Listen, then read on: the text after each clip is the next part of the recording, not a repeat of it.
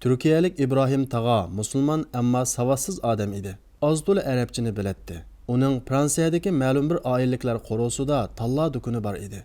Bu qoroda Jad ismli 7 yoshli Yahudiy bola oilasi bilan birga yashaydi. Jad har kuni onasiga yordamlashib, talla dukunidan ko'ktat sotib olishga chiqadi. U har kuni İbrahim Tağaning diqqat qilmagan vaqtidan foydalanib, bir tal shokolad o'g'irlaydi. Jad har qatim ko'ktat sotib olg'ili kelganda omroq shokoladini elib olishni unutib qolmaydi. U bir kuni ko'ktat sotib olib, shokolad elib olishni unutib qoldi.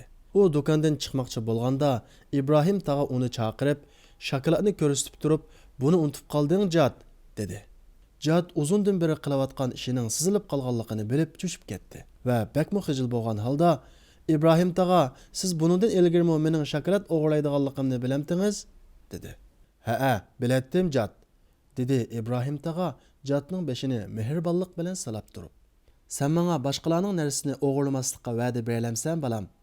Agar va'dangda tura olsang, buningdan keyin senga har kuni bir dona shokolad beraman." İlliq muomildan ta'sirlangan Jad İbrahim Tağaga bundan keyin o'g'irlik qilmaslikqa va'da berdi.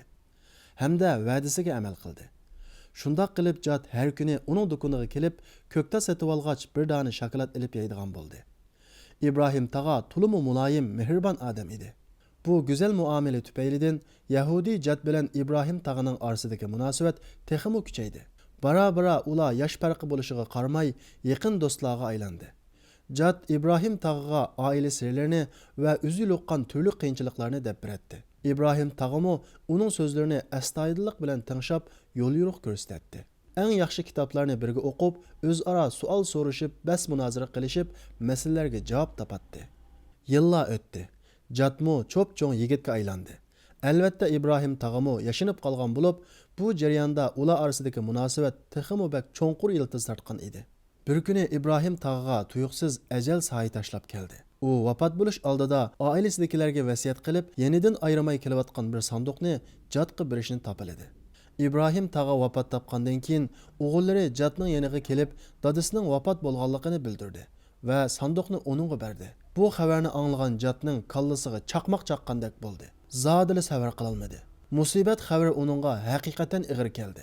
Balalik davridan tatib cheksiz mehribonligi bilan qalbidan cho'nqur o'rin olgan bu musulmon do'stini har bir aslaganida uning ko'zlaridan taramlab yosh to'kilatdi. Jad qayg'u, alam va mashg'uliyat ichida sanduqni ochishni unutib qolgan edi. Bir qancha oydan keyin u ig'ir bir qiyinchilikka duch keldi. Bu chaqda uning ko'z oldiga mehribon tag'isi va do'sti İbrahim Tağa keldi. "Hey İbrahim Tağa, hayot bo'lgan bo'lsang, bunda qiyinchiliklar hal bo'lib ketadi", deb o'yladi. Va to'satdinla İbrahim Tağa avatgan sanduqni o'ylab qoldi va uni darhol ochdi. "Pah, nima degan go'zal kitob bu? Sanduqning ichida ajoyib go'zal muqovilik Qur'on Karim turadi."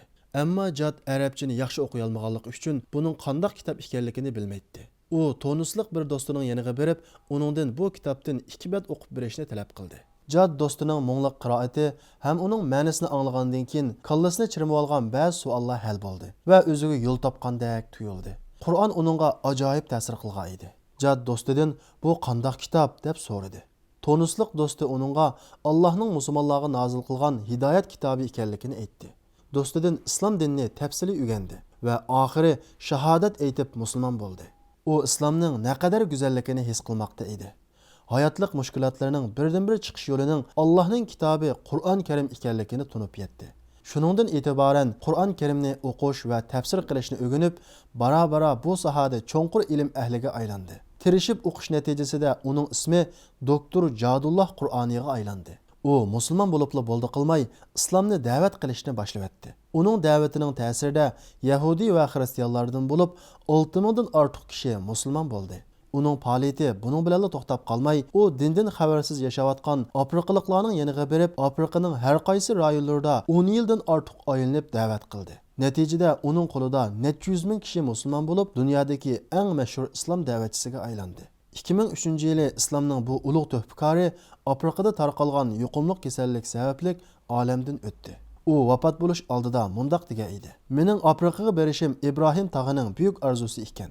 İbrahim tağa manga hadiya qilgan Qur'onning bosh betiga o'z imzosini qo'yib, Afrikaning xaritasini sizib, yeniga Parvardigoringning yo'liga ilm, hikmat va chiroyli nasihat bilan da'vat qilgin degan oyatni yozib qo'ygan ekan. Men buningga qarab Afrika qit'asiga berib da'vat qilish İbrahim tağaning mendan kutgan umidi ekan deb bilgan edim.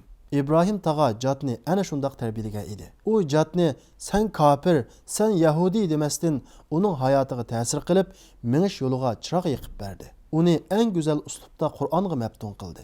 Jat İbrahim tağa boshlagan yo'lda minib, oxirida millionlagan insonlarni musulmon qilib, tarix yaratib olamdan o'tdi.